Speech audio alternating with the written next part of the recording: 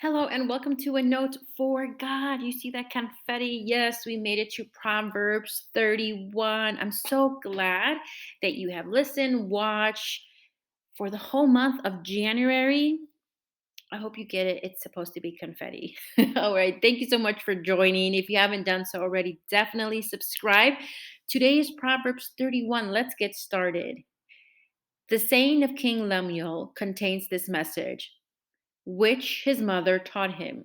O my son, O son of my womb, O son of my vows, do not waste your strength on women, on those who ruin kings.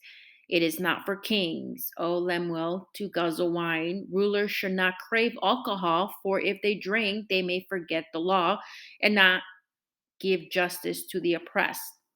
Alcohol is for the dying, and wine for those in bitter distress.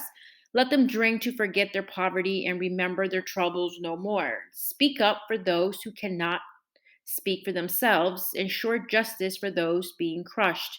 Yes, speak up for the poor and helpless and see that they get justice. Who can find a virtuous and capable wife? She is more precious than rubies.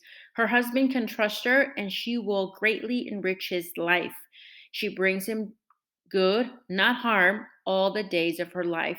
She finds wool and flax and busily spins it. She is like a merchant ship, brings her food from afar. She gets up before dawn to prepare breakfast for her household and plan the days for her servant girls. She goes to inspect a field and buys it. With her earnings, she plants a vineyard. She is energetic and strong, a hard worker. She makes sure her dealings are profitable. Her lamp burns late into the night. Her hands are busy spinning thread, her fingers twisting fiber. She extends a helping hand to the poor and opens her arms to the needy. She has no fear of winter for her household, for everyone has warm clothes. She makes her own bedspreads. She dresses in fine linen and purple gowns. Her husband is well known at the city gates where he sits with other civic leaders. She makes belts, linen garments, and sashes to sell to the merchants. She is clothed with strength and dignity, and she laughs without fear of the future. When she speaks, her words are wise, and she gives instructions with kindness. She carefully watches everything in her household and suffers nothing from laziness. Her children stand and bless her. Her husband praises her. There are many virtuous and capable women in the world, but you surpass them all. Charm is deceptive and beauty does not last, but a woman who fears the Lord will be greatly praised. Reward her for all she has done. Let her deeds publicly declare her praise. And that is Proverbs 31. Can you believe we made it to the end? Definitely go back and re-listen and take notes and also look up the themes, right? Up until this point in Proverbs, we have seen, I'm going to go back here. We have seen specifically talking about the immoral women, right? The girl that lures you into her house and stay away from the prostitutes, the promiscuous women. These are the women that you son, right? That you do not want to mess with. And then Proverbs 31 is ended with this is the type of wife you want to marry, so definitely take a look into that and take notes, right? Do not waste your strength on women. Do not waste your strength on women, on those who ruin kings, right? Again, just like a little reminder of who not to waste your time with, right? Speak up for those who cannot speak for themselves. Ensure justice for those who are being crushed. Just like a reminder once again, right? And this is where the description of a wife, the Proverbs 31 wife starts. And I would definitely go line by line and see, are we exhibiting these things? We say we want to be great wives, and here is the instructions on what to do. Are we doing this right? She extends a helping hand to the poor and opens her arm to the needy. There's another theme that we see in Proverbs: helping the poor, helping the needy. Maybe even thinking, what organizations can you help?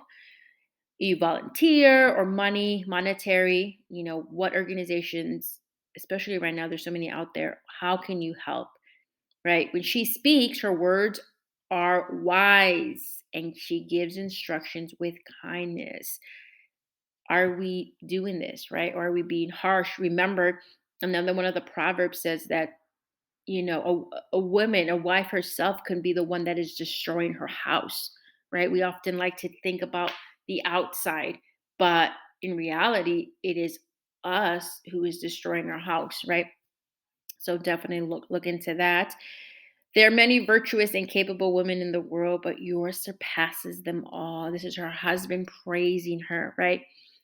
And I am sure, I don't want to say sure, but I'm sure your husband is praising you, thanking you, showing you gratitude, right? And I think even wives and husbands, we need to show that to each other. It could be a very simple gesture, right? It doesn't have to be something extravagant. It could be, a simple card, a simple text, a simple gift, right?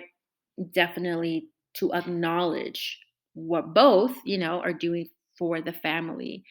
Charm is deceptive and beauty does not last, but a woman who fears the Lord will be greatly praised. Wow, what an amazing statement here, right? Basically, to end it.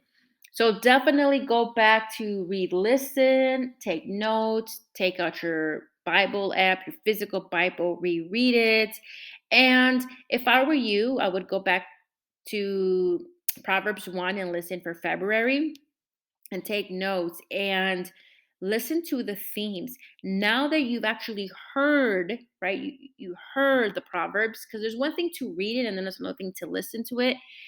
You're like, wow, 2 and 3 have this theme in common, 4 and 5 have this theme in common. And if you saw that and if you listened, they kind of interweave with each other, right? He presents a theme in one and then he goes on saying it in multiple proverbs. Remember, repetition is key to learning anything, right?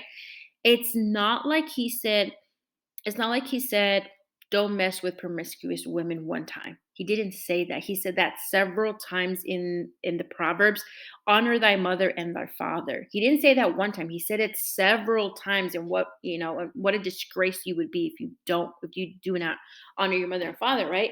Repetition. Repetition is the key to learning something, right? As a teacher, it didn't matter how many times I had to repeat it because people get it at different times, right? You cannot say one thing once and then like, oh, well, too bad, so sad. It doesn't work that way, right? Even as an adult, we have to reread certain things to learn. If you are learning a specific task, even on YouTube, sometimes you have to rewatch it, right? So don't be afraid to reread certain things. One of the things I highly recommend is to look at the Blue Letter Bible and or other Bible apps where you have commentaries, because the commentaries, wow, they give you so much insight. They give you so much insight about what is going on during that time and a little bit more about what theologians, I'm saying that wrong, are saying about that specific subject. All right, so definitely read the commentaries or even put them on audio and as you're driving, working out, anything like that. All right. Today's business of the day, which I hope you do this year for 2022, you create a podcast. If God is calling you to create a podcast, if you want to create a podcast, this is definitely the platform to do it. It is called Buzz Sprout. That is where I have my podcast, A Note for God. And I'm telling you, it is the simplest tool out there. And I'm all about being easy and fast. It doesn't have to sound perfect. You just have to put it out there. If you listen to my audio version of my podcast, which you can also on YouTube, I don't have an intro. I don't have, I don't know, is there like an exit music? I don't have any of that. If you hear it, I just go straight to it and I talk about whatever topic I'm going to talk about that day. I think people get stuck on, I have to have an intro and I have to have a music and my name and everything has to be seamlessly, right? And that's not true. The people who are moving and you see them moving, it's because they're being consistent and they're fixing as they're moving. Whereas you are just stuck there being everything has to be perfect. It doesn't. Might I one day add an intro? Maybe. I don't know. May I one day have somebody edit the audio? Maybe. Probably not, right? But the message is there. It doesn't have to be perfect. You as you are producing your podcast, you might want to listen to it and then say, okay, I forgot to say this, or I can do this or that, right? You critique yourself and then you keep it moving. And then that's how you improve. Oftentimes we see other people and they're like, my goodness, look at them. They're so successful. Um, and well, maybe maybe they don't sound that great, look that great, X, Y, and Z. And then you realize they're further ahead because they're being consistent and they're fixing, right? So definitely think about that. So Buzzsprout, the link is in the description box. If you have any questions, definitely comment below. And starting February, which is tomorrow, Sisters on the Rise. This is coming out later this week. Community for women that desire a closer relationship with God.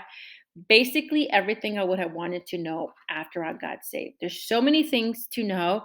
And even now, I don't think you ever stop learning, right? So definitely, if you have questions, comment below. And starting the w- first Wednesday of February, which I believe is the second. So let me look. Yes, it is. Wednesday, February 2nd at 5 p.m. Pacific time. I'm coming live here on YouTube to do a 4-part mini series called I'm Divorced Now What? Advice from a Christian Perspective. This is really dealing with the healing part. I'm not going to come on here and talk about my divorce, what went wrong, what is right, none of that stuff, right? Because that's private. But what I am going to talk about is the healing part, which a lot of people don't talk about, right? You check it off, you sign the papers, and it's a done deal, and nobody really talks about it. And it is a process. So definitely comment below. If you've gone here and have not subscribed, definitely subscribe. Go and subscribe so you can get the notifications of when I come live and you can be a part of the 4-part mini series. Thank you. Go back here. Thank you so much for tuning in every single day and also helping me hit 100 subscribers. I might have a little bit more, but thank you so much. And definitely go and re-listen or rewatch next month, right? Maybe just pick one randomly or go by the days, 1, 2, 3. All right. So definitely re-listen. Thank you so much.